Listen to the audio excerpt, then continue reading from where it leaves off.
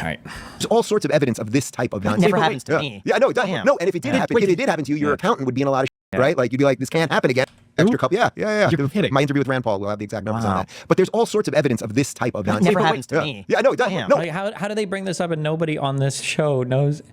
Like, what are we doing here, guys? I thought the whole point of podcasts, people always like, we want long form discussions, long form podcasts, was so that we don't do it's not supposed to be like, now we've gotten out of 30-second misinformation clips so that we can have 2-hour in-depth discussions, but now it's just 2 hours of misinformation. Like, nobody here can take a microsecond to just read what your editor is putting up on the screen. Like, you're not even reading the articles that are being shown to the audience. My interview with Rand Paul will have the exact numbers on that. But there's all sorts of evidence of this type of nonsense. Never happens to me. Yeah, no, it doesn't. No, and if it did happen, if it did happen to you, your accountant would be in a lot of shit, right? Like you'd be like, this can't happen again, and I'd probably have to fire you. Did anybody like on the receiving end of that check be like, well, hold on a second, you actually said this amount? But no, of course not. It wasn't found out till like a year later. I wish I could remember. Do you what think the they exact number detected was. that? And they were, No, I probably no, because it's same thing. It goes through so many filters and layers, and they're like, the person receiving it probably doesn't know how much is supposed to be sent. They're like, oh, the money's here. All right, and check. that's a whole other. Really? Like, think about this for 1 microsecond. They have no idea how much aid they think they're going to get. They have no idea what's coming. They're just like, oh, well, let's wait and see what shows up, LOL. Oh, cool. Let me sign for this FedEx package. I thought it was going to be 480 HIMARS, but instead it's just 100 rounds of 5.56. Oh, no. Fuck me, I guess, LOL. I guess the American Santa Claus wasn't generous this season. Like, what? Rabbit hole. I would prefer not to go down, but the point I would say broadly is that this. Also, remember, rabbit hole and in the weeds is always code for, excuse me, I only do slogans. I don't know what the fuck I'm talking about. Every single time somebody says, I don't want to go down a rabbit hole or get into the weeds, it's code for, I have no clue. I actually don't know anything about this. I don't know anything about this. They're like, oh, the money's here. All right. And also, keep in mind, they're still talking about this as though it was money and it wasn't an incorrect estimation on the supplies being sent, right? That's a whole other rabbit hole that I would prefer not to go down. But the point I would say broadly is that this is exactly what the problem is. People that are engaged, that sort of care about these issues, they don't even really understand what's going on. And I think that when they peel back this stuff, we're going to see such but you do, who didn't even know what this story was about. Okay. a mess under there, and it will be able to be cleaned quickly. Did you see the video that Milei put out in Argentina, I think right before he got elected, where he's in front of the board and he has all the departments on the board, afuera, afuera, and he's ripping them up. And guess what? He's done it. And now their GDP is growing by something like 8%. Yeah, they have a budget surplus. The GDP is, they got 8.4% growth. Like, and it's just because he was like, we will not do this anymore. It's just enough. And that's kind of where we're at. But in fairness, I haven't heard like much from the... Argentina won. The economic condition of Argentina. Again, the reason why I harp on the healthcare stuff and the whether or not insurance companies are evil or not, they're not, or any of these particular things, isn't to defend or simp for the companies or defend or simp for whatever system. It's just to make you understand that, like, if you don't know where a problem even is, you can't begin to even solve the problem. If you don't know what the problem is, right? Even if that guy, Milei or whatever, is doing good things for Argentina, I don't know because I haven't researched it in depth. I haven't researched it all, right? Even if that guy was doing good things for Argentina, the problems that Argentina has is not the same thing as the problems that the United States has. The United States was not dealing with thousands of % of cumulative inflation. The United States was not. Why would we assume that what works for Argentina would work for the United States? Like, why would we even make that assumption?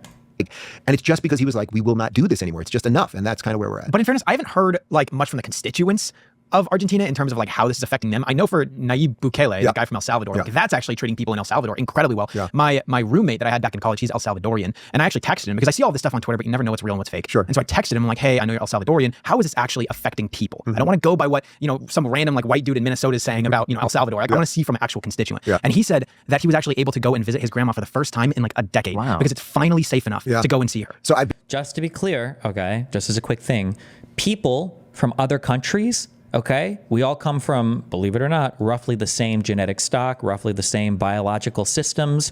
We have about the same brains. People in other countries can be just as retarded as people from the United States, okay? A guy could spend his entire life living in London or Paris or Madrid and not be able to tell you a single fucking thing about what life is like in Scotland, in rural England, or in I don't know, in southern fucking France, or in some random fucking city in Spain. Europeans or people in South America might live in a city. They might not even be able to tell you everything about that city. So just because you have a friend from a country doesn't mean that they can tell you everything going on with that country. You're selecting for very specific people who just live, like, unless this person is like intentionally well-traveled or does like some kind of like endeavor or makes an endeavor to understand everything about a particular place, there's no guarantee that this person will give you any insight on fucking anything, okay? Just to be ultra clear, all right?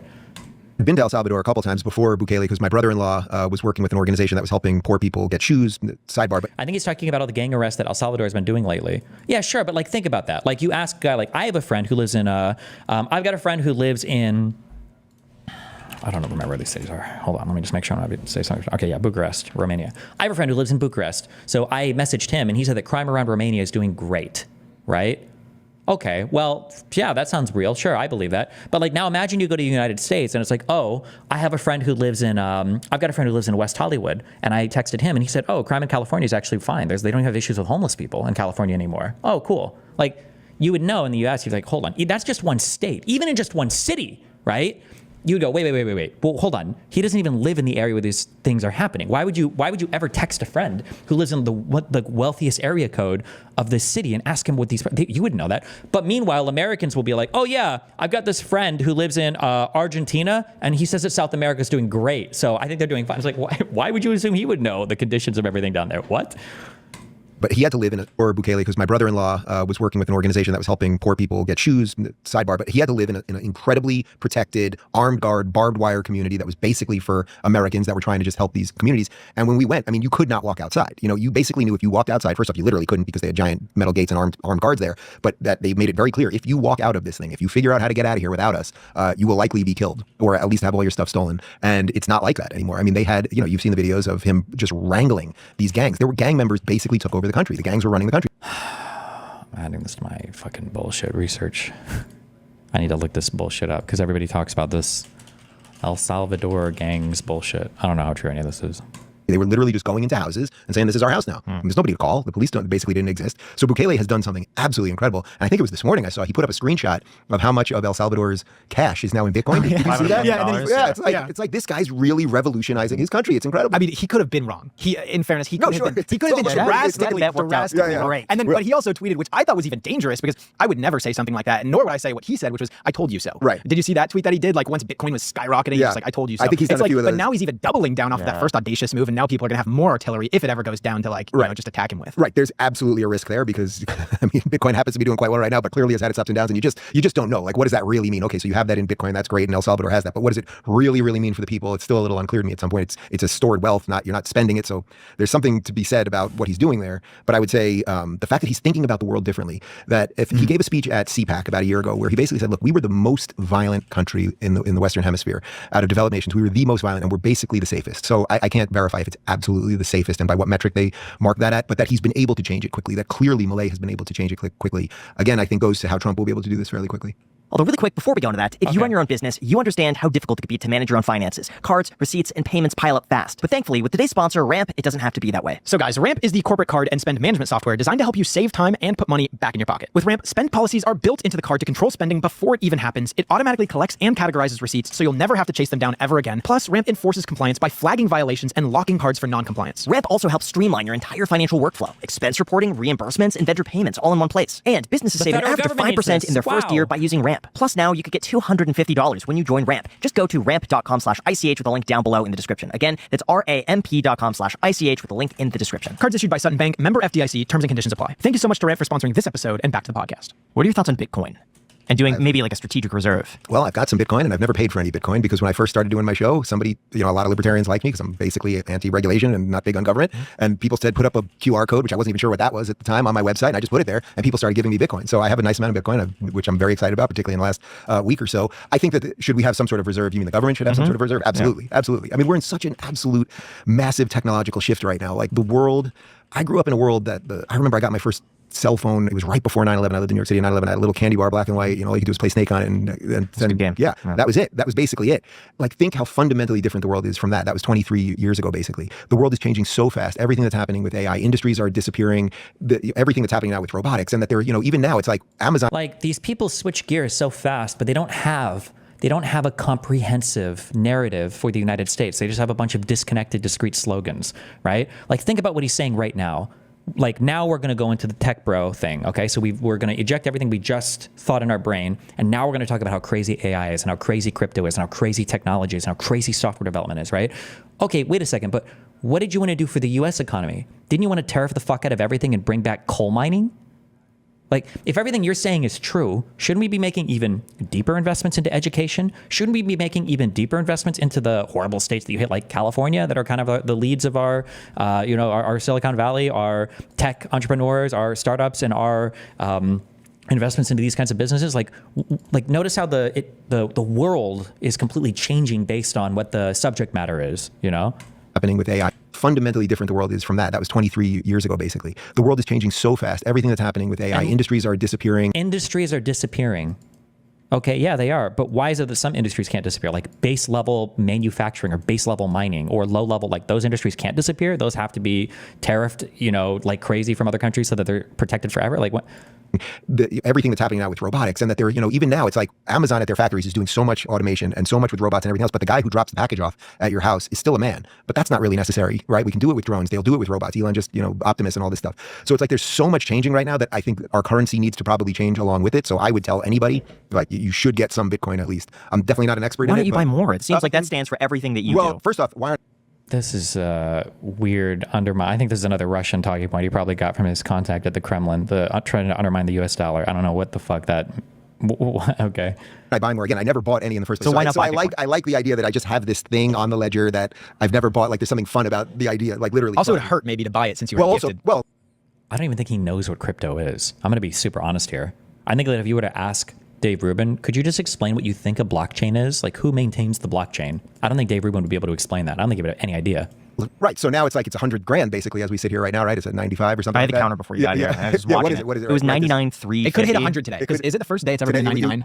Yeah, today. Then that's probably people are excited to push it to 100. So why wouldn't I buy more? I mean, I'll be completely transparent with you. I just had a 99.5. So we're I'll be completely transparent with you. I just lost a major contract because I made $5 million last year doing Russian propaganda, and so my finances are a little bit up in the air at the moment because I don't know if I'm going to get another contract from my friends over in Moscow.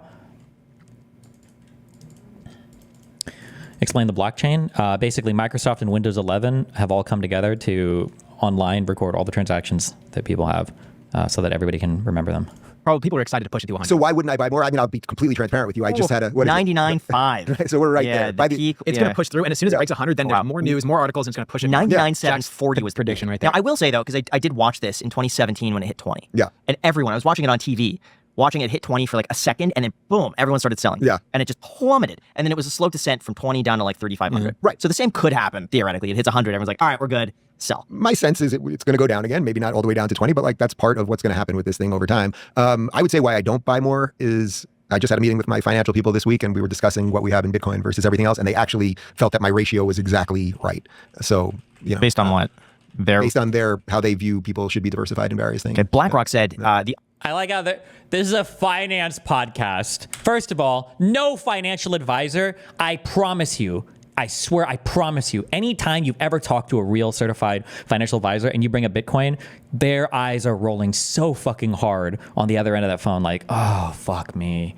And then they probably have like their managers or bosses or whatever the fuck are like, listen, if their portfolio is some size, then they can have 5% of jerk off money. And if they want to fucking buy crypto and that's what we need to keep a customer, then do that shit or whatever. Like no actual financial advisor is recommending you fucking Bitcoin. There's fucking no shot. I don't believe this for a microsecond.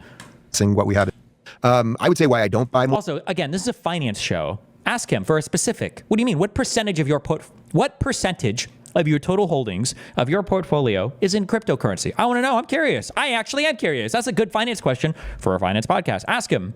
Or is I just had a meeting with my financial people this week, and we were discussing what we have in Bitcoin versus everything else, and they actually felt that my ratio was exactly right.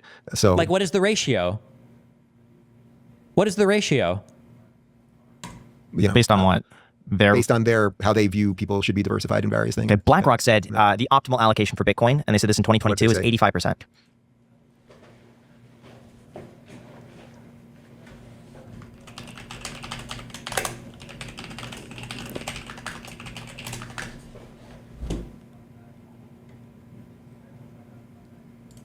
Where did this come from?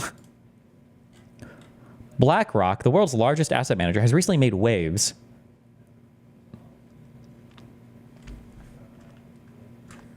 after its groundbreaking recommendation for an 85% Bitcoin allocation in investment portfolios was recently shared and spread across Twitter and other social media. Although this research wasn't actually published in April 2022, it was only widely noticed recently. This move signifies a significant shift in the traditional financial world's perception of Web3, particularly Bitcoin. Okay, what are we citing here? 2.3, the effect of skewness in practice. We perform the following asset allocation exercise. Suppose we start with a 60-40 equity bond portfolio, assuming the equity and bond returns are log normal. Okay, 60-40 equity bond portfolio. What does this mean? 60% in equities and 40% in bonds? I don't even know what the asset class of equities means. But okay, 60-40, okay, and then log normal. I'm guessing that's a way to track returns to make sure that they're within some bounds or whatever. Oh, equities are just stocks? Okay. Fitted to the moments reported in data in Exhibit 1, we compute the power utility risk aversion coefficient to yield that 60-40 allocation. In this case, a risk aversion of y equals 1.5 corresponds to 60-40. Then we hold the risk aversion fixed and estimate the optimal weight of Bitcoin H sub BTC. I don't know what the H stands for here. You hold the risk aversion fixed and estimate the optimal weight of Bitcoin. I guess how weighted your portfolio should be with Bitcoin. Assuming that the equity and bond weights are held in the same pro rata 60-40 allocation, that is, the equity and bond weights are set to be 1 minus this bullshit, 1 minus this bullshit, okay. Respectively, we use the mixture of normals distributions, equation 1 and Exhibit 3 for Bitcoin returns that captures large positive skewness.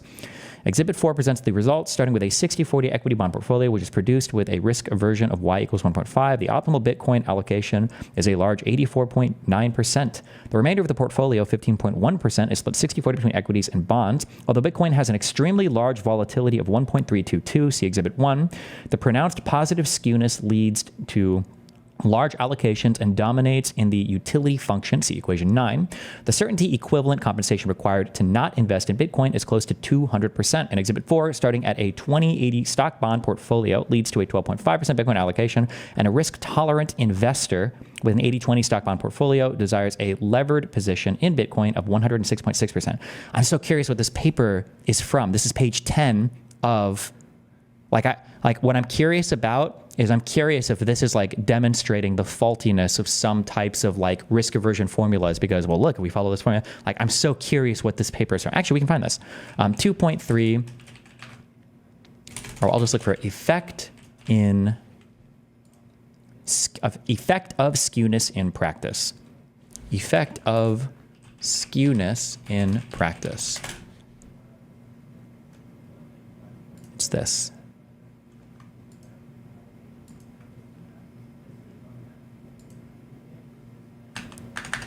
Okay.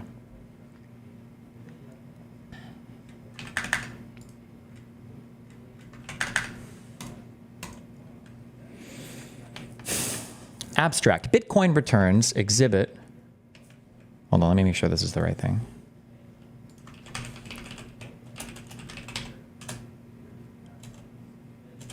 In theory and in practice. Okay. Bitcoin returns exhibit pronounced positive skewness. Hold on, I need to see what this means. Skewness in finance. What does that mean? Skewness is the degree of asymmetry observed in a probability distribution. What is a probability distribution? What do we mean when we say this? A probability distribution is a statistical function that describes all the possible values and likelihoods that a random variable can take within a given range. Oh, okay. So you're clustering probabilities around a certain value, and then the distribution is how they cluster around that value. And then does it skew, like, I'm guessing right is good, left is bad, right or left? Okay. Okay. The range will be bounded between the minimum and maximum possible values. However, where the possible value is likely to be plotted on the probability distribution depends on several factors. These factors include the distribution's mean, which is the average, the standard deviation, the skewness, and the kurtosis. So mean is going to be the average of all the points. The standard deviations is going to mean like the distributions, like how quickly does it rise and fall, right? Versus like 1 or 2 standard deviations off the data. Skewness, I guess, is well, we're getting that. We'll go read for skewness. I don't know what kurtosis means either. is a statistical measure used to describe a characteristic of a data set. When normally distributed data is plotted on a graph, it generally takes the form of a bell. That is called the bell curve. The plotted data that are furthest from the mean of the data usually form the tails of each side of the curve. Kurtosis indicates how much data resides in the tails. Okay. Okay. Okay. When data points on a bell curve are not distributed symmetrically to the left and right sides of the median, the bell curve is skewed. Distributions can be positive and right skewed or negative and left skewed. A normal distribution exhibits zero skewness. Gotcha.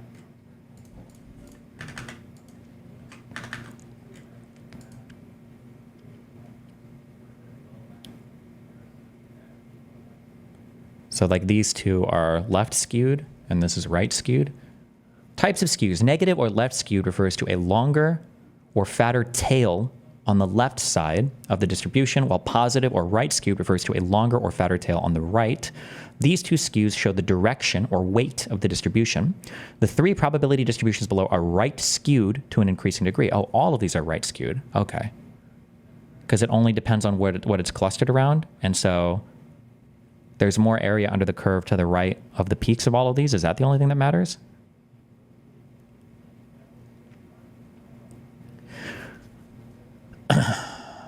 In a left skewed distribution, the mean of negatively skewed data will be less than the median.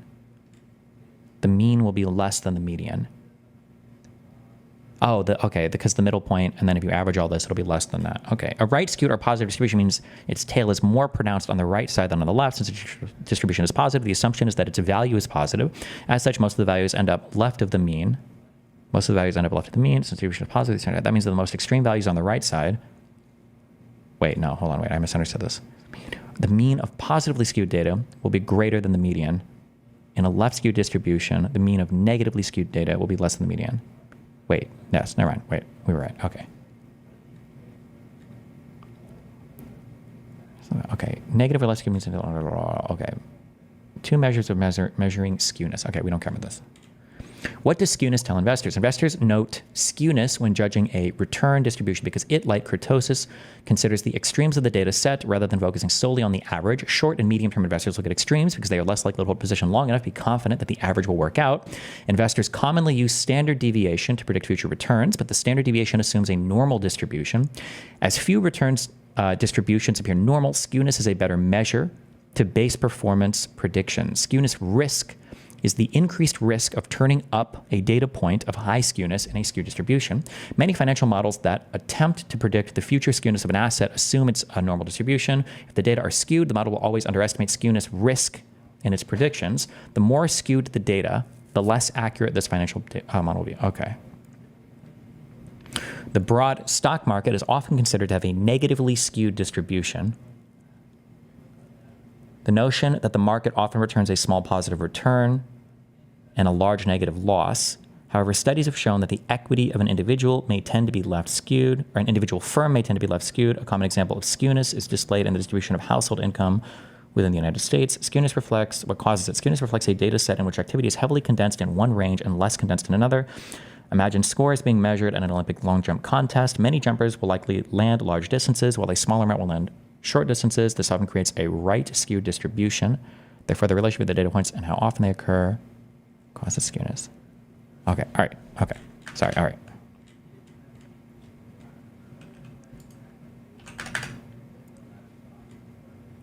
Okay, sorry, coming back to this. Bitcoin returns exhibit pronounced positive skewness with a third central moment of approximately 150% per year. Fuck. Okay, what is a moment in data? Moment. Investopedia. Please give me.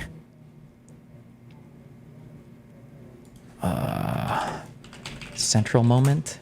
I just did that twice.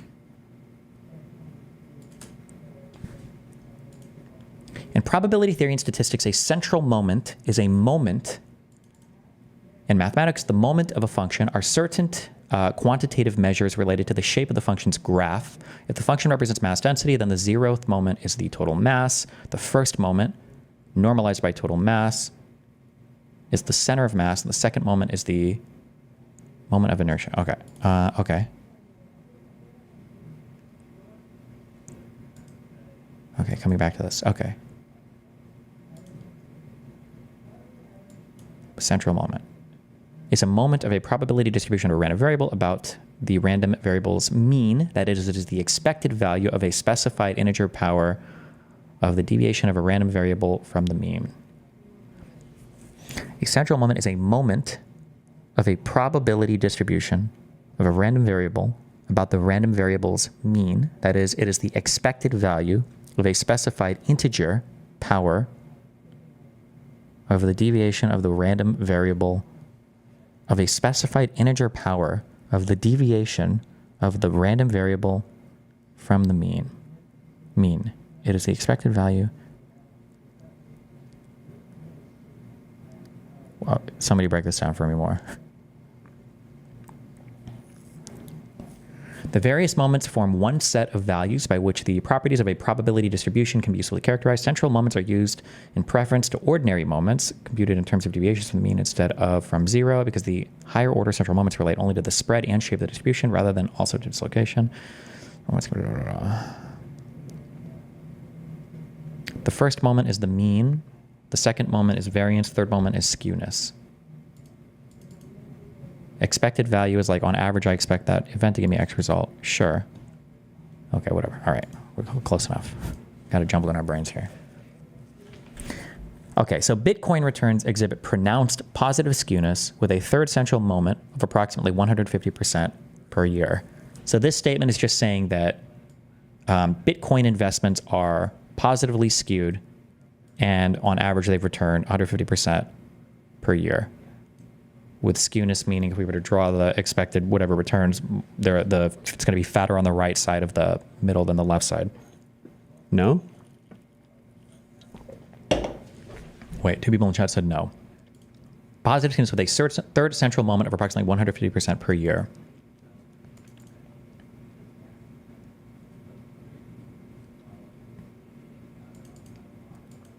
Wait. Imagine your toy cars are spread out on the floor. The mean is like finding the middle spot where they usually are. Central moments tell you how spread out your cars are from that middle.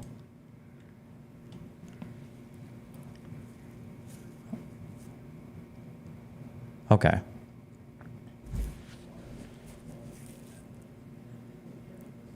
Okay. They are well characterized by a mixture of normals, distribution with one normal regime and a small probability of a Bliss regime where the price appreciation is more than 100 times at the annual horizon. The large right tail skew induces investors who prefer positive skewness to add significant Bitcoin holdings to equity bond portfolios. Even when Bitcoin is forecasted to lose half its value in the normal regime, investors with power utility optimally add 3% allocations to Bitcoin when the probability of the Bliss regime is around 1%. Cumulative prospect theory investors are even more sensitive to positive skewness. They hold Bitcoin allocations of about 3% when the probability of the Bliss regime is 0.0006, and the mean of Bitcoin in the normal regime corresponds to a loss of 90%. Okay, let me see if okay, where are my stats, guys? It sounds like I'm explaining this in much simpler terms, so I either don't understand it or this works.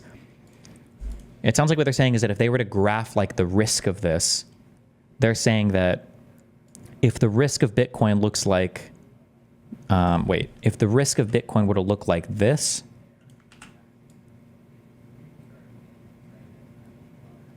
when they talk about a second regime, are they talking about like, I didn't mean to do that. Fuck!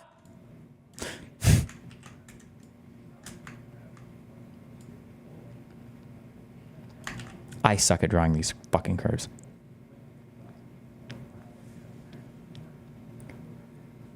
Are they talking about like a thing that looks like this? Is this like what they're describing? So like the vast majority of your points might, like 90% of the time, you might be like over here where you're like losing, but because the gains potentially are so great that there could be like a really low percentage return over here, but the weighted expected value is going to make it positive to induce investment? Or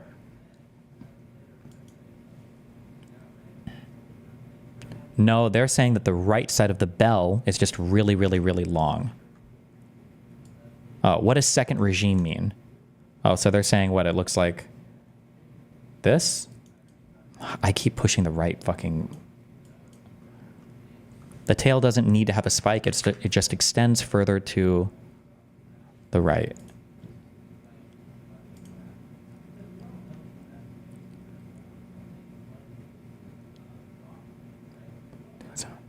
What does bliss regime mean?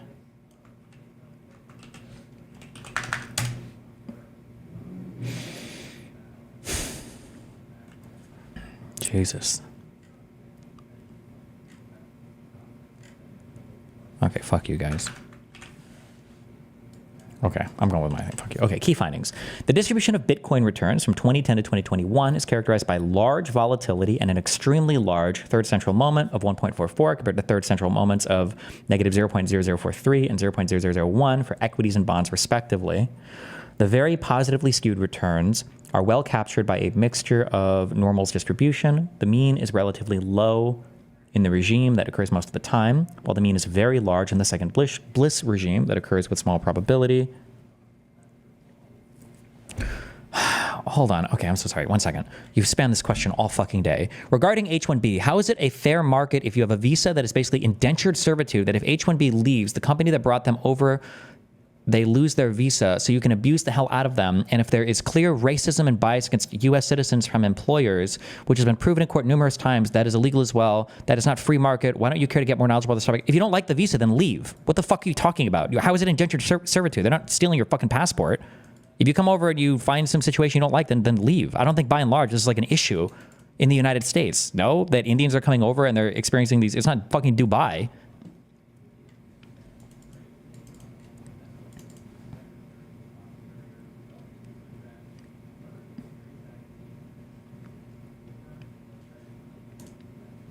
Okay, the very positively skewed returns are well captured by a mixture of normals distributions. The mean is relatively low in the regime that occurs most of the time, while the mean is very large in the second bliss regime that occurs with small probability. It is optimal to hold a small allocation to Bitcoin with utility functions that exhibit a preference for positive skewness, like constant relative risk aversion, or cumulative prospect theory preferences when there is a small probability of the bliss regime occurring. The allocations are very sensitive to changes in the probability of the bliss regime. Okay, so the key findings of this paper, sorry, we've gotten really into the weeds on reading shit, sorry, is they say that there is, it is optimal to hold a small allocation to Bitcoin. But, okay. Let's just look real quick. This is probably too dense for me financially, but we'll. Okay, following Samuelson 1970, citing an earlier paper, we can expand the expectation of utility function. U is a Taylor series around the point. Absolute value of W, I guess, for average wealth is blah, blah, blah. So I'm going to get the third moment here, first, second, third derivatives, respectively, utility function, blah, blah, blah, blah, blah, blah, blah, blah, blah. Is the prudence parameter of Campbell equation 9 states that investors demand compensation for bearing variance risk through the relative risk aversion coefficient Y and are willing to pay to bear positive skewness risk as represented through the third central moment. Put another way, agents dislike variance risk, but like positive exposure to third moment risks. Both the risk aversion coefficient Y and the prudence coefficient N affect the trade-off of third moment risk of return. We emphasize it as the third central moment, not normalized skewness that divides by, okay, this has to do with the types of risk that investors are willing to accept. For example, the third central moment estimates for equities and bonds is negative 0.004 and 0.000 respectively. The third central moment, let's look at exhibit 1 real quick. It's an important exhibit, guys.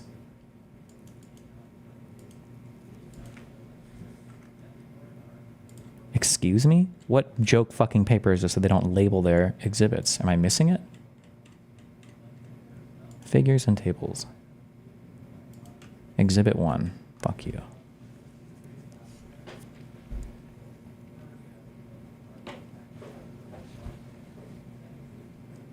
Okay.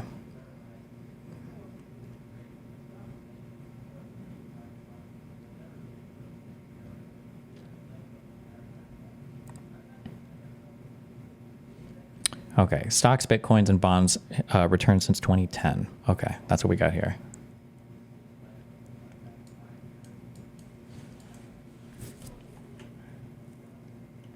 The reason why this analysis is retarded is that it takes a single asset that went up in the past 10 years and assumes it will behave similarly in the next 10 years.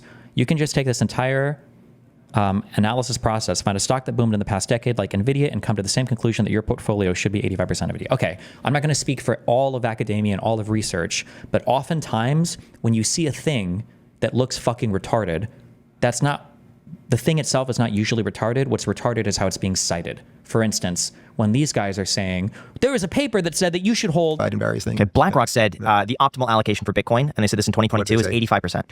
That's retarded.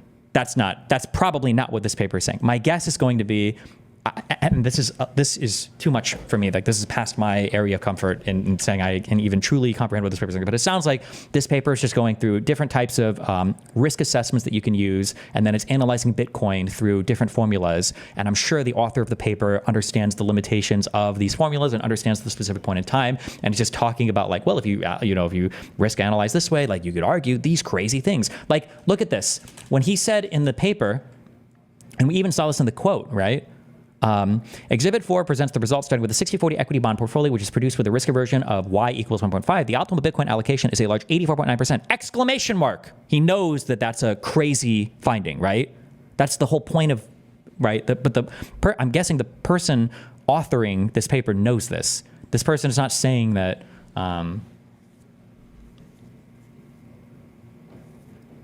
that this is necessarily a good investment. It's just ripping one paragraph out of this paper and trying to, yeah.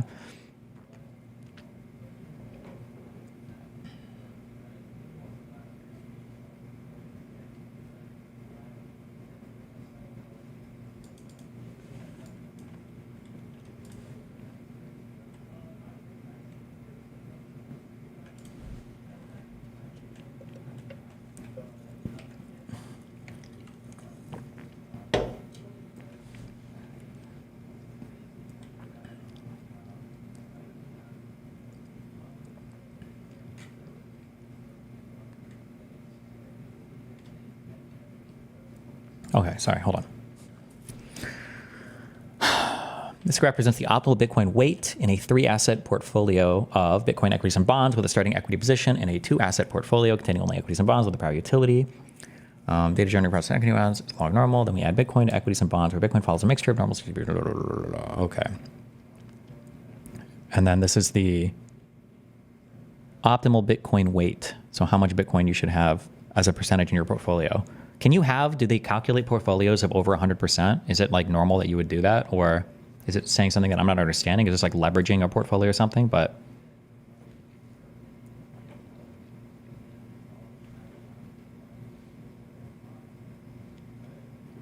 okay. Varying the probability of bliss, and this is going to be performed, a revealed preference exercise to back out an investor's beliefs on the probability of the bliss regime for small allocations to BTC, Bitcoin. We deliberately set the mean of Bitcoin in the normal regime to corresponding to losing half of an investor's wealth, while all other parameters and mixtures of normal. As a result, we send an equity bond. Okay.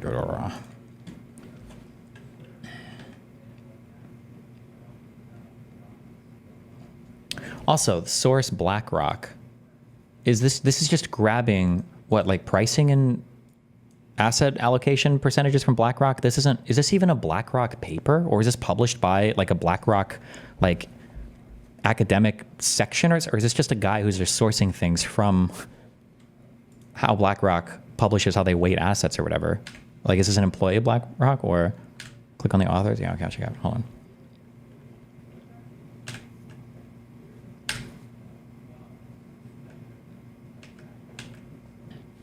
Bitcoin log returns exhibit an extremely large third central moment of 144% of the annual horizon. Several orders of magnitude larger than the third central moments of stocks and bonds, which are lower, much lower. So the mixture of normal situation, there's one normal regime, the other is a bliss regime that is extremely high mean, corresponding to price appreciation measured in hundreds of percent with a relatively smaller volatility.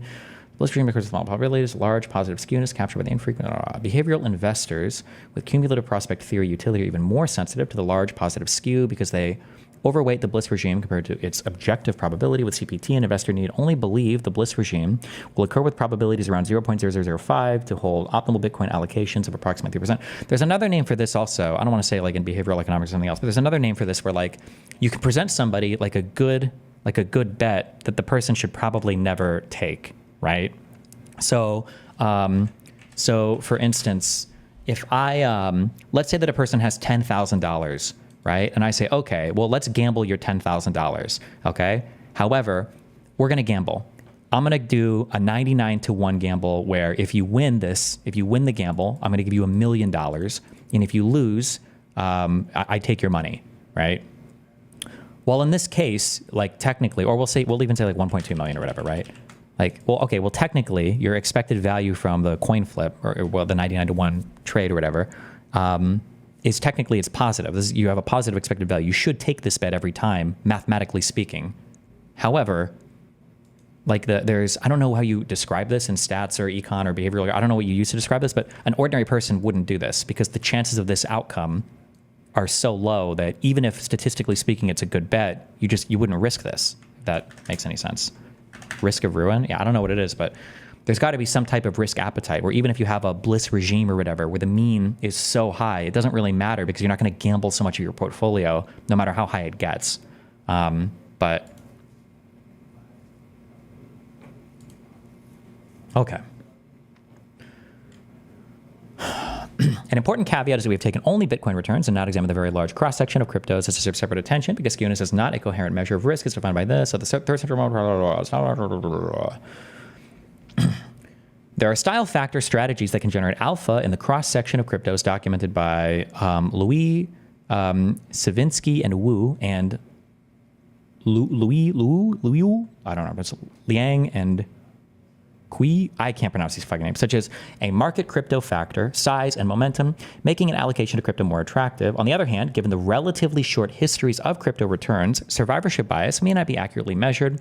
It might be that the true probability of a bliss regime is lower than the empirical estimates we find, or lower than the hypothetical comparative statics exercises we examine. Indeed, the large sensitivities of investors' holdings with preferences with positive skewness means that small downward revisions on the probability of attaining bliss in Bitcoin returns can result in large decreases in optimal holdings of Bitcoin assets.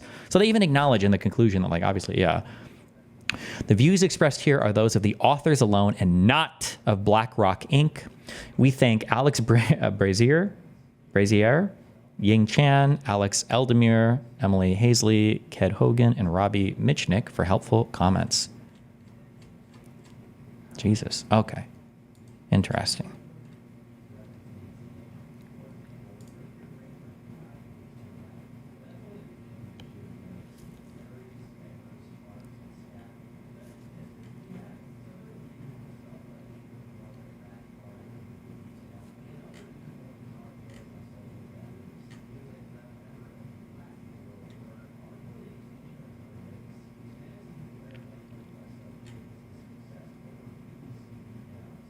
Okay. Jesus. What's the deal with this? And I saw this pop up. This is circulating the interwebs even though the work and report are dated from early 2022, apparently BlackRock published research titled Asset Allocation with Crypto, Application of Preferences for Positive Skewness. Are they for real? Wouldn't this type of stance from a company such as this be deemed very irresponsible? Jesus Christ. It is a long paper, and maybe I am missing something, but at one point in the paper, they literally state that optimal allocation is 15% stocks and bonds on a 60-40 split, and then 85% Bitcoin. Jesus. Okay.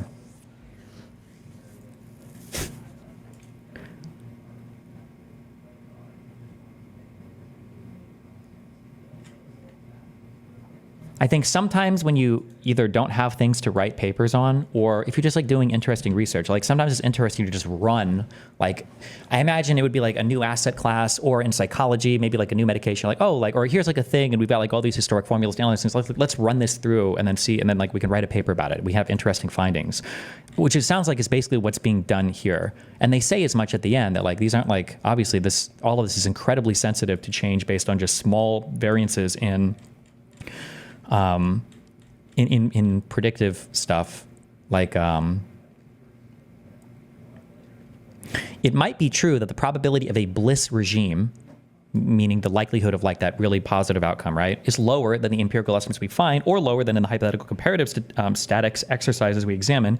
Indeed, the large sensitivities, sensitivity meaning a really large sensitivity means a small change in this variable will produce a huge magnitude, a huge change in another one, right? The large sensitivities of investors' holdings with preferences with positive skewness means that a small downward revision in the probability of attaining bliss in Bitcoin returns can result in large decreases in optimal holdings of Bitcoin assets. This is just an interesting paper that explores that explores, I guess, like kind of the meme of, I don't even say meme, but like analyzing, I guess, like Bitcoin over the past 12 years using different risk models. That's all this is. Okay. Jesus, that took so long. Holy fuck. And it sounds like part of the motivation in writing this paper is it sounds like they were saying that not a lot of papers have actually been written examining Bitcoin. And it sounds like that's part of the reason why they wanted to write this paper. There is an exploding literature on crypto, and we can cite just a few papers on several related topics that we failed to capture in our model. We consider only the role of Bitcoin as a direct investable asset. This ignores there is a much smaller but rapidly growing literature on asset allocation with Bitcoin on characterizing the returns of Bitcoin or crypto, showing, among other things, they are lowly correlated to traditional assets. Among the many recent studies along these lines, these papers generally work in means variance matters do not explicitly consider the effect of skewness for optimal portfolio choice. So they decide to analyze skewness in this paper. That's all this is. Jesus Christ. Okay, sorry. What a sidetrack. BlackRock. Okay, so who is this retard? Joe Roberts. Investing for 20 plus years. BlackRock's rational. So this is not BlackRock. Anybody saying this should just be criminally charged for being either criminally retarded or just lying. This is not a BlackRock recommendation or a BlackRock rationale or whatever. BlackRock's new report, and it's not a report by BlackRock either. That's also wrong. But I don't know if this guy's ever read a single report in his life or a single academic paper in his life or a tweet or anything, but okay. BlackRock's new report highlights the firm's strong belief in incorporating Bitcoin into portfolios. Remember, at the end, they literally say in this thing, they literally say at the end of this article, not that it matters, I guess, same thing for me, hedging doesn't matter. The views expressed here are those of the authors alone and not of BlackRock. Not of BlackRock, but okay.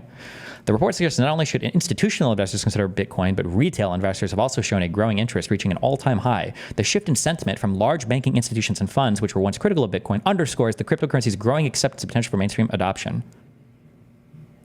BlackRock analyzed Bitcoin's performance as an asset from July 2010 to December 2021. Their findings were staggering. For a 60-40 portfolio, the optimal allocation for Bitcoin stood at a whopping 84.9%. Okay, so he doesn't even know what the fuck this paper was about. This paper, it sounds like this paper, from the very little I understand of this, okay, it sounds like what this paper was about was running Bitcoin through different risk assessment models and then finding out what would the appropriate allocation of Bitcoin be, assuming some things to be true, and then like what would we expect to see a portfolio done if the investors were like aware of all these things. That's what the paper was exploring, basically.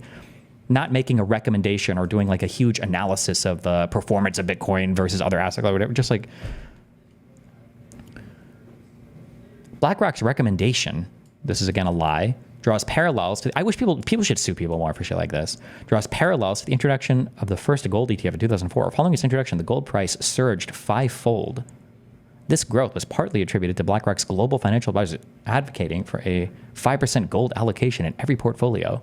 If history is any indicator, do they even do that? Is that true? If all investors followed BlackRock's recommendation, Bitcoin's value could surpass the total value of all equities, real estate, and bonds combined. With the total global wealth estimated at around $800 trillion, Bitcoin's value could reach an astronomical figure of $190 million per coin.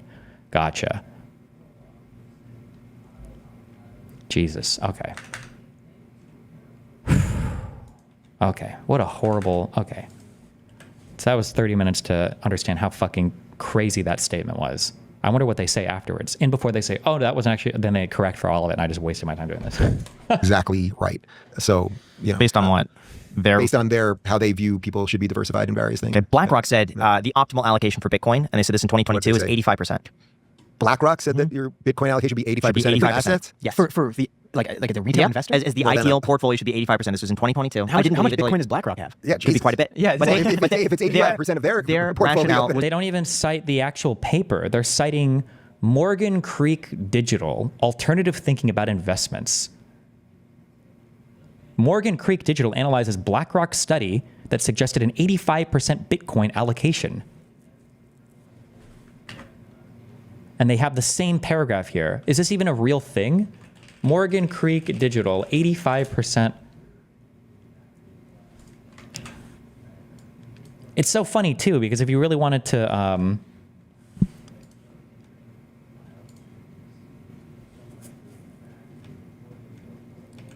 if you really wanted to meme out, wasn't there a second model that they used that estimated that you actually should have like 114% of your of your portfolio in Bitcoin?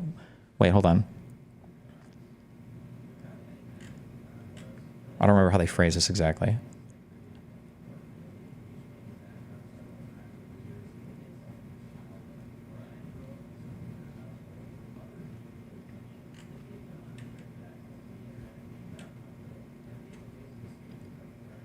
I know this graph goes past the weight of Bitcoin here, but thanks here, I literally can't trust anything I see online. LeMayo, it'd be fun just to go back to believing random shit, blissfully ignorant. Yeah, but the, it's just like, why can't we do any, control F114? I don't remember if it was 114. I don't know if it was exactly. Oh, no, that was a large volatility of 114% per year.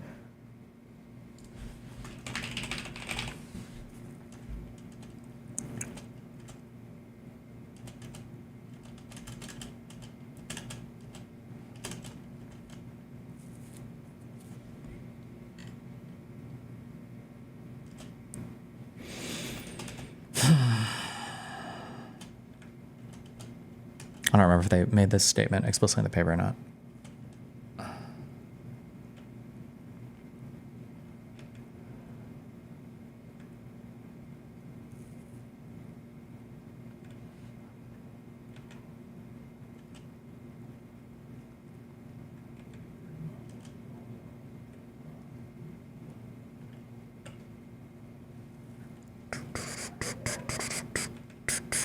Okay, maybe I just read that on the graph and they didn't actually explicitly say it, but okay.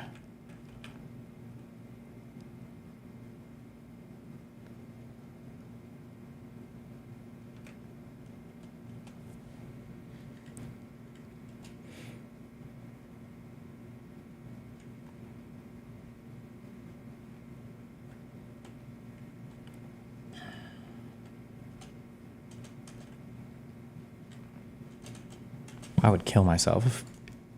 Imagine doing all this work to write these papers and then fucking dipshits quote you like this. Welcome to Morgan Creek's Digital Asset Update. It is comprised of a thought piece from our team. We hope you find this content interesting. Morgan Creek Digital analyzes BlackRock's study that suggested an 85% Bitcoin allocation. As with many sensational headlines, though, this suggestion and excerpt were taken out of context. The 85% allocation was assuming a certain portfolio construction. So these, okay, wait. So this sounds like these guys are real finance people. Wait, so he's posting a link to the thing that's saying that he's misquoting it. This suggestion and excerpt were taken out of context. Was it intentional that they cut off the bottom of this, or was this just all they could fit on the page? The 85% allocation was assuming a certain portfolio construction, risk aversion factor, and model approach, none of which BlackRock suggested were the optimal assumptions or concluded approach to use. In the following sentences of the same paragraph, allocations of 12.5% and 106.6% levered are the resulting outcomes under different conditions. BlackRock's paper, it wasn't a paper by BlackRock. BlackRock's paper was not meant to give a point suggestion for asset allocations, but it instead aimed to provide different models used in forming an asset allocation strategy and the spectrum of assumptions and outcomes from these models. One of these approaches, the cumulative prospect theory, yields a similar conclusion as Morgan Creek's digital asset allocation research. Okay, but at least they apparently went through the paper.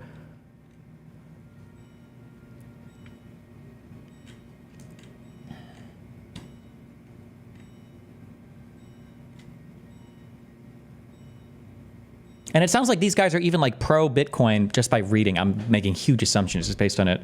Like Morgan Creek Digital, alternative thinking about investments. And at least they like went through and, Jesus Christ. Okay, sorry. Fuck me, dude. Percentage of assets? Yeah. For the like the retail investor? As the ideal portfolio should be 85%. This was in 2022. How much Bitcoin does BlackRock have? Yeah, Could be quite a bit. Yeah, but if it's 85% of their portfolio, rationale was that it was such an asymmetric. Like, do you know what the assets under management of BlackRock is?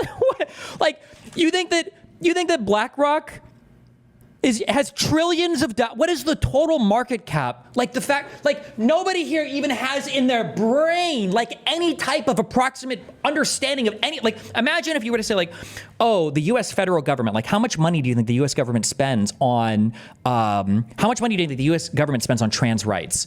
On trans rights, I don't know, if I had to guess, probably like $1 trillion. Like, how can you be that many orders of magnitude off on a guess there? $1 trillion, over half of our discretionary spending? Or like imagine like we need to make huge cuts to the federal budget. Really? What's like a huge cut you would make? Oh, like I would cut like $10 million from this shit. It's like 10 million. The discretionary spending is like 1.7 trillion. That's not a huge cut at all. Like to have nothing in your head about like the approximate like costs or values or numbers, like what is this? How could we like that? What an unbelievably crazy, stupid statement. Like, oh, maybe BlackRock has 80% of their holdings or assets under management might be. I don't even know what the difference.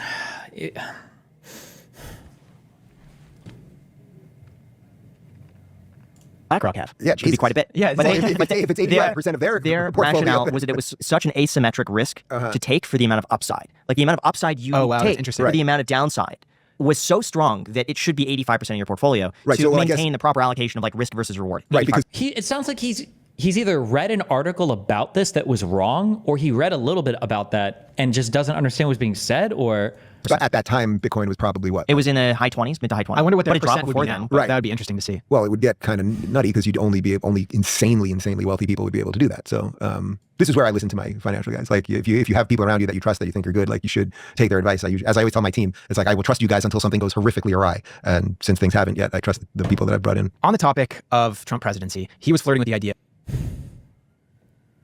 Okay. of 0% income tax. Now, you being kind of in the nitty gritty and knowing a lot of those people being in that sphere, do you think this is truly possible, or do you think this is just another thing that's thrown out, overpromise, underdeliver, which I feel like we've seen just every single campaign ever? It's probably a little bit of both. I think he really knows how to just throw things out and see what happens. Like kind of just, it's just a balloon. You leave it out there for a little bit. It kind of floats around. Do people get interested in it or not? And then I think there's something real there too. There's a lot of people on the more libertarian side of this that think a consumption tax is the way to go, that you basically get rid of income tax, or the more traditional way would be that you be for a flat tax, which I would be for. That. I would be for a flat tax for sure. That's what I wrote about in my first book. We could pick what the number would be. So, you could say maybe it's 12 or 15%. Everybody pays it. And then to throw the lefties a bone, I don't know that this is moral or ethical or even financially sensible, but just to try to get something passed that you could get more people on board, maybe you exempt everybody under 50 grand. And then maybe if you're making, over a couple mil a year, it ticks up a tiny percent. What is the whole point of a flat tax if you're going to graduate it based on income? You're just reinventing income taxes. Why would you say, well, let's do a flat tax that's not flat, and under a certain income, it doesn't apply. And you pay, what if we had a flat tax, but the more money you made, the more flat tax you paid? Like, percentage, but that basically, you get like no deductions or anything too, or is it just gross? I mean, the idea of a flat tax is you're going to eliminate all of that, and you'll have a still need one-page tax code. deductions. Well, no, you'll have deductions, okay. but you'll get rid of all of the other craziness, right? It's you're going to have a one-page tax code with virtually no loopholes, and that's it. To me, that would be a great way to do it. A consumption tax makes a lot of sense, though. Like, I really like the idea of if you could actually get rid of the income tax altogether. Okay, the government still needs some money to operate. Even post Elon Vivek crushing these agencies and all of the things, the government still does need money. So unless you want to be like total ANCAP about this, which I'm not, I like it intellectually, but I don't think we can fully operate that way in a country of 350 million people. Then why do you like it intellectually? I like it intellectually, but it'll never work. Then why do you like it intellectually? What the fuck does that even mean? Would say the consumption tax is a great idea. The more stuff that you buy and the more money that you spend, you'll be taxed on that money. People are always going to buy things, and they're always going to want things and need things. And in that sense, if you have a lot, it's not exactly that you're paying more in. Take that same, I wonder if Dave Rubin has ever said, Dave Rubin, income tax bad, you tax things you want less of, why tax? I wonder if he's ever said this. I hear this so many times. Why would you tax income? You tax things that you want less of. You tax things that you want less of. So taxing income is stupid. People say this all the time. Let's tax goods. Let's tax things that we consume. Well, wait, wouldn't that mean people would consume less? No, because you want to consume things. So of course you're going to continue to pay tax on that because you want to, I'm sorry, you don't want to earn income? Don't you want to earn money as well? Like what? People are always going to buy things, and they're always going to want things and need things. And in that sense, if you have a lot, it's not exactly that you're paying more in, but there's a, well, I suppose you are paying more in, but it's more voluntary in that sense, rather than, you make this much and we're taking 39.7% of it. It's also voluntary for income tax. You don't have to work, just don't earn money. What do you mean? Consumption tax is voluntary? Just don't consume. Just don't buy anything. Just sit in your house and eat your Bitcoins. And that's that. But again, I would only liken it back to the state income tax issue, right? Which is, how does Florida somehow manage to have roads and police and fire departments and higher property taxes there, right? But it's marginally higher. Look at property tax difference. I mean, you guys could try to pull it up if you want, between LA and Miami. It's not that different. There are Then why not ask, where does Florida make its money from? Florida, we looked this up once. Florida revenue sources. Where do they make the money from? Isn't it from sales tax? Yeah. Federal government, 35. How do they make money from the federal government? Wait, what does that mean? Hold on. Fuck, we looked this up at one point. Here's him saying it. Wait, does he actually? Did you find this? Hold on.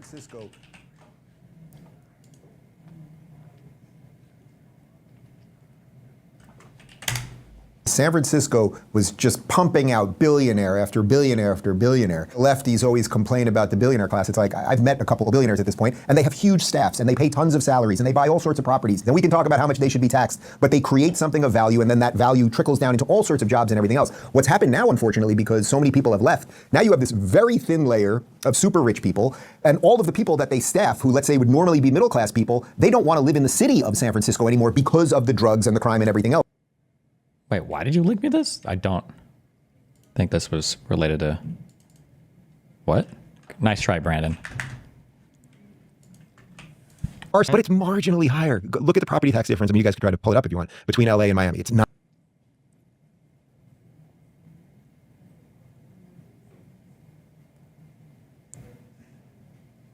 There's no way the property tax is the same between Miami and LA, no? With Prop 13?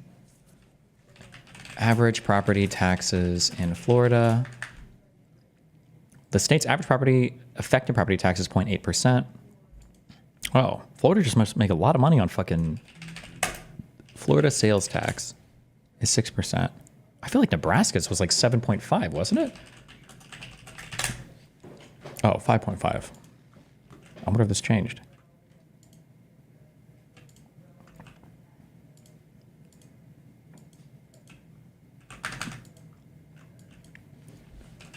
Florida budget.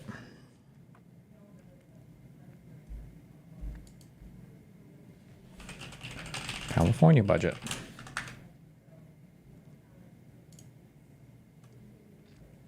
Tourists. Nebraska has no tourists/vacationers at all. How much money does tourism? How much money? Tourism industry. Florida. $127.7 billion in economic impact. An economic impact, huh?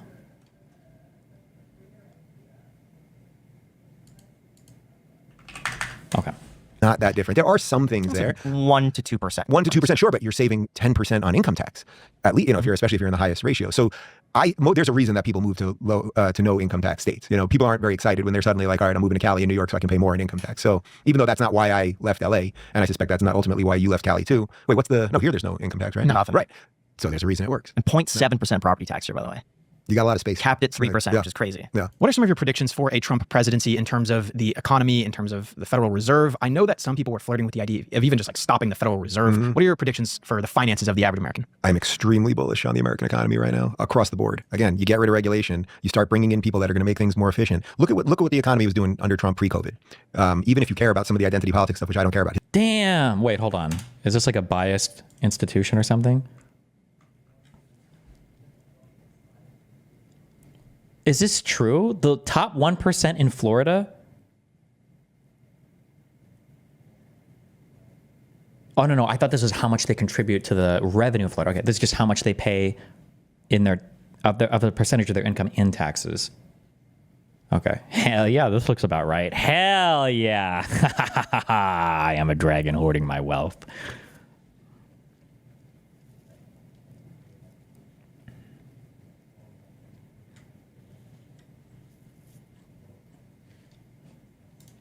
His last State of the Union speech, we have lowest black unemployment of all time, lowest Latino unemployment of all time. He went through these unbelievable numbers that we had. That's not true anymore. Biden hit lower black and Latino unemployment than Trump did, but okay.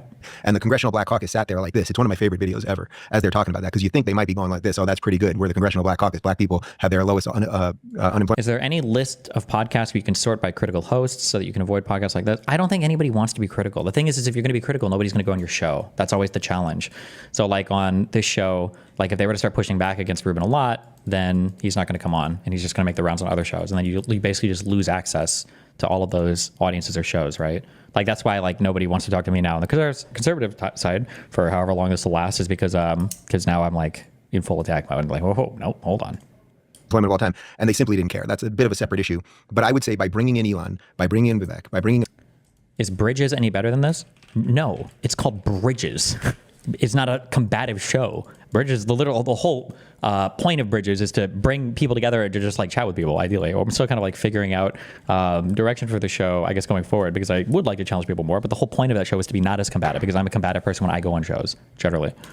and all of these people, they are basically going to get America going again. You can even feel it. And the election was less than 3 weeks ago, and you can feel there is a reordering of the world right now. It is very, very obvious that other countries are suddenly like, America might be back. And I think all it actually takes is a little American attitude to start switching these things up and start. We were on a sort of, I would say, a slow motion descent into hell. That's what I was saying on my show. We didn't really realize how bad it was. And everything always seemed like it was getting worse. And it was like, oh, we can endlessly print money and we can endlessly give money to this thing or that thing, and it'll just sort of work forever. And it was just kind of getting worse and worse. And we've been in some sort of like Frankenstein style democracy. You understand that Donald Trump continued all of that as well, right? Like, why would you think Trump is going to change it? He didn't do that before. Basically, where the media kind of lies about everything, the policies don't really make sense, the math doesn't add up, nobody knows what's really going on, but we just keep doing it. And I think what's happening now is people are realizing we're not going to do that anymore. And I think just that notion alone is going to, and also because of the technological evolution that we're about to have, or revolution, I think that I'm telling you, I've been saying it on my show, we are going to have an 80s style revolution in this country. It is coming. There's going to be a 10-year boom. As short, I would say the only hedge against that would be God knows what the machine can do against Trump. Does COVID-9 come out? COVID-9. Do we always? So it's like there's already an excuse baked in. Basically, there's already an excuse baked in.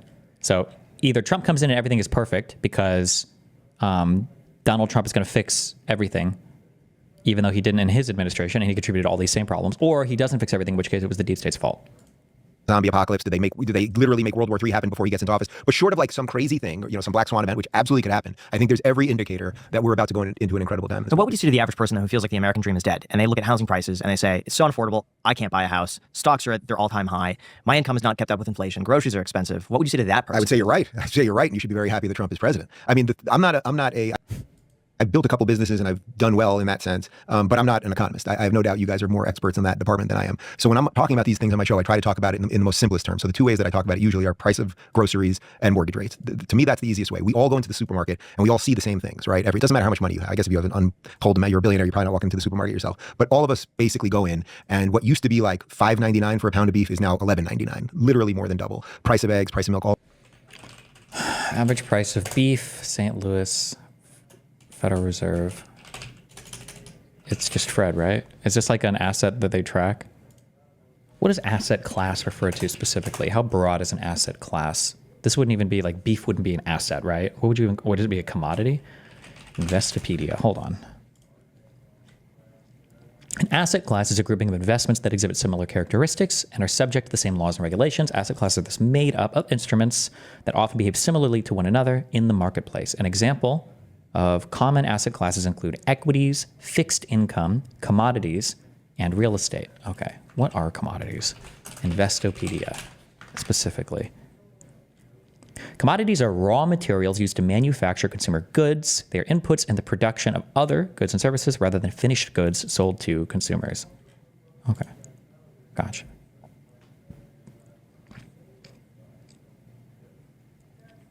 The average cost of beef right now per pound is $5.63. And it used to be, this is US dollars, not seasonally adjusted. Does that mean that these are not adjusted for inflation? It's not in real dollars or units?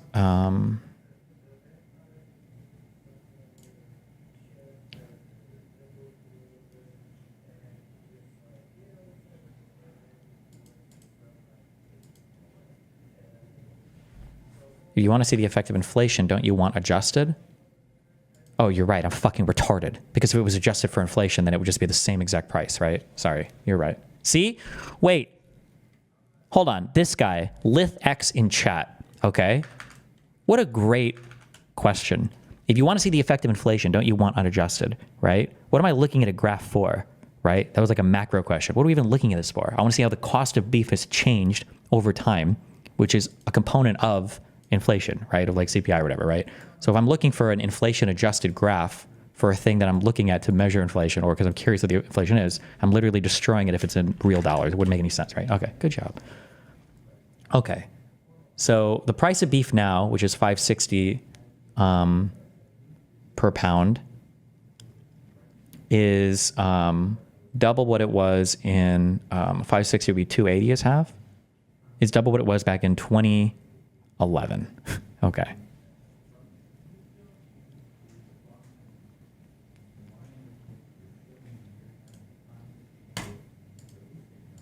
All of those things. Something's not right. And Kamala, her answer was, we're going to put price controls because it literally, all of us basically go in, and what used to be like $5.99 for a pound of beef is now $11.99. So I don't know where he's buying beef for $11.99. That's an insane cost compared to at least the average, but okay.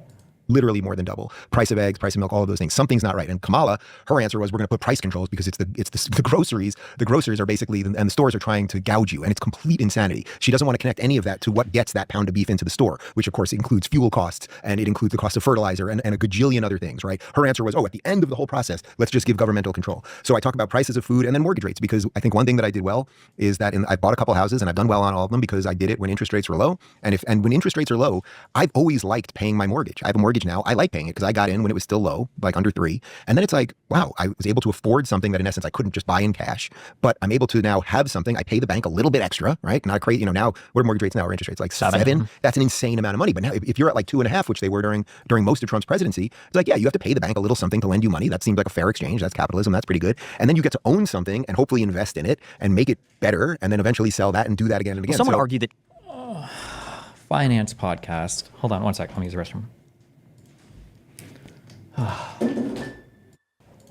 Oh, Jesus Christ. Trump caused housing prices to go up so much. Not directly.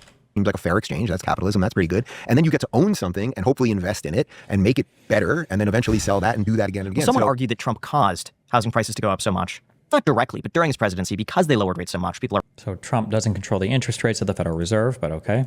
locked into their mortgage. That they can't move because they got a 2.5% rate. If they were to move, their payment would double. I don't know if you could blame Trump. Well, the implication being that the Federal Reserve, but it would be under his presidency. Uh-oh, how are they going to sort through this one? Now we have to talk complicated economics when you can have downward and upward prices at the same time on homes. When interest rates go down, it means that homes are technically cheaper to borrow money for, which also increases the demand for homes, which means that prices go up. So the overall value, right? I don't know if there's actually, wait. Hold on. Okay, let's do this. Search. We're going to look for housing.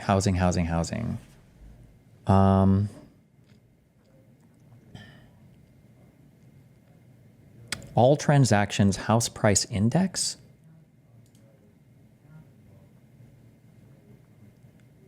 What is this measuring? Estimate using sales data or sales prices and appraisal data. Okay, if we can, I want to plot this against, am I looking for the federal funds effective rate, basically?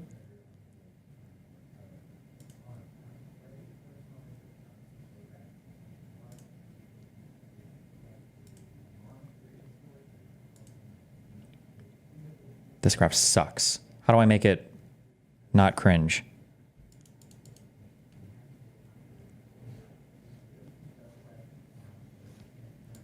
Is there a way to make this not cringe?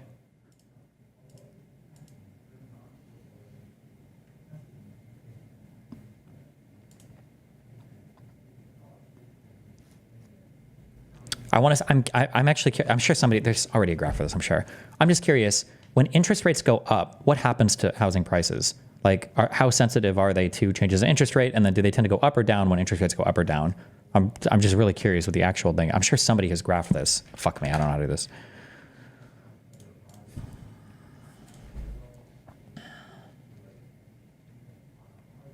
More so 10-year treasuries make the red line its own axis on the left. Connection between yields and nominal prices for housing is inverse and positive depending on the scenario, but the biggest driving factor by far is supply of any type. Okay. Connection between yields and nominal prices for housing is inverse. So as yields go up, meaning interest rates are going up, then housing costs go down, correct? If I understand that. Is inverse and positive depending on the scenario. Oh, wait. So it could be either? The same relationship is true for bonds and other instruments.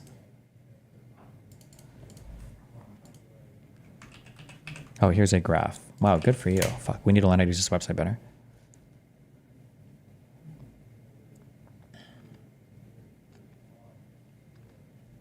Okay, so there's like basically no fucking relationship.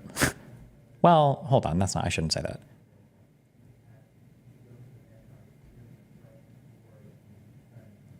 The relationship, the effect is also probably going to lag a bit as well, right? So like the interest rate kept going up here, and then when it hit this peak here, housing prices started to fall. But this might be because of other things too, right?